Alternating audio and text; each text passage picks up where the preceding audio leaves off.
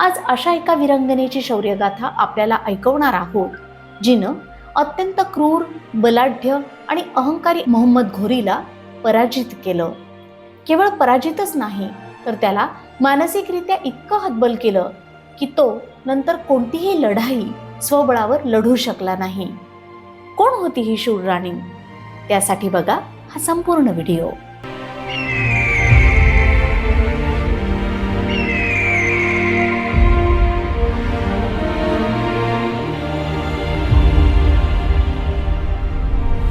पहिल्या भागात आपण पाहिलं की कशा प्रकारे अवघ्या काही वर्षात राज्याची सर्व जबाबदारी राणी नायकी देवी यांच्या खांद्यावर येऊन पडली.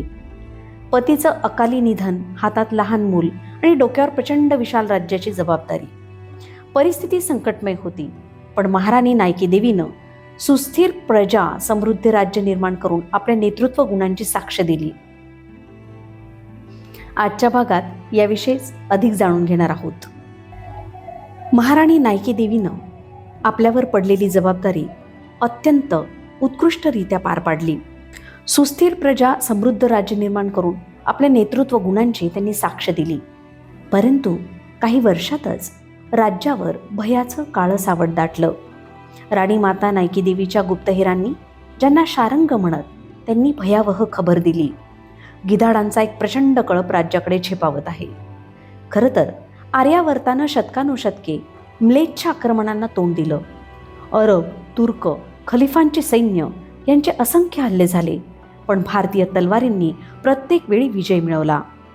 आर्यावर्ताच्या सीमांच्या पलीकडे जगातील मूर्तिपूजक राष्ट्र नष्ट झाली, परंतु भारतभूमीनं आपली ओळख सांभाळलेली होती.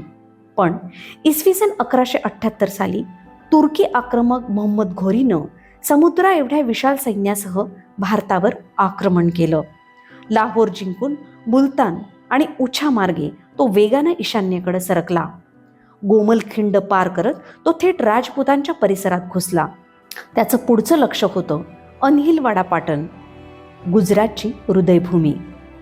गुजरात संपत्तीनं समृद्ध होतं आणि त्या समृद्धीवर तुर्की आक्रमकांची नजर खिळलेली होती. आणि नेतृत्वाच्या या संकट काळात राज्याच्या सिंहासनावर बसली एक आई, एक योद्धा, एक रणरागिणी, राणी नायकी देवी सोलंकी. एका बाजूला मोहम्मद घोरीचं लाखोंचं सैन्य, तर दुसऱ्या बाजूला होती एका मातृसत्तेची दृढता, बुद्धिमत्ता आणि युद्धनीती. आता इतिहास साक्षीदार ठरणार होता एका रणरागिणीच्या पराक्रमाचा. इसवी सन 1178 वादळ उठलं होतं. घोड्यांच्या टापांनी भूमी थरथरत होती आणि आर्यावर्ताच्या सीमेवर उभं राहिलं होतं एक रक्तपिपासू आक्रमणाचं महायुग, मोहम्मद घोरीचं सैन्य. 40 मैलांवर माउंट अबूच्या सावलीत त्यानं आपली प्रचंड छावणी उभारली, गदरघट्टा. युद्धाला सुरुवात होण्यापूर्वीच मोहम्मद घोरीनं एक नीच संदेश पाठवला. जर तुम्ही राणी आणि तिचं मूल माझ्या स्वाधीन केलं, तुमच्या स्त्रिया, मुली आणि सर्व संपत्ती मला दिलीत, तर मी तुमच्यावर दया दाखवीन आणि तुमचे प्राण वाचवीन. घोरीचा भ्रम होता तो एका कमकुवत स्त्रीशी सामना करतो आहे, पण त्याला माहीत नव्हतं तो एका देशाची राणी नव्हे, तर दुर्गेचा अवतार असलेल्या रणमातेशी लढणार आहे. या भूमीत प्रत्येक सामान्य स्त्रीचं रूपही संकट काळात कालीचं, चामुंडेचं असतं.